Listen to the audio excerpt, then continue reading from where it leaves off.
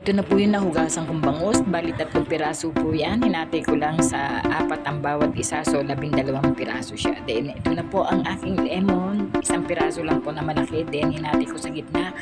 At piniga ko po. Ayan. Nilagyan ko na po ng toyo.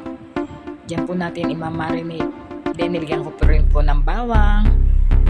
So minarinate ko lang po siya ng mga 15 minutes. Para ayan medyo halu-haluin po. 15 minutes ko lang po siyang binabad. Ayan.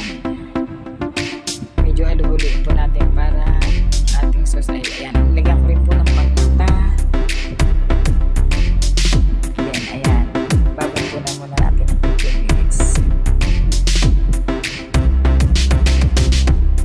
Ayan po ang sibuyas. Maraming sibuyas para masarap.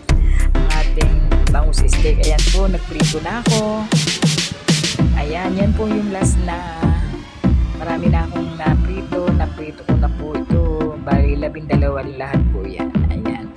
So, nagpakulo na po ako. Nilagay ko na yung minarinate natin kanina, yung natira dun sa pagka-marinate niya.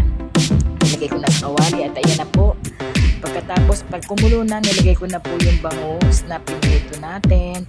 Nilagyan ko na rin po siya ng sili. Hindi ko na lang napakita. Dahil nagmamadali ako, yan, may sili na po. At hayaan po natin siyang mag-simmer hanggang maglasa yung bangus sa ating sabaw. Ayan. Ayan po siya. Malapit na siyang maluto. Nilagay ko na rin po lahat yung ayan. Yan na po. Nilagay na natin yung sibuyas na madami. Yan.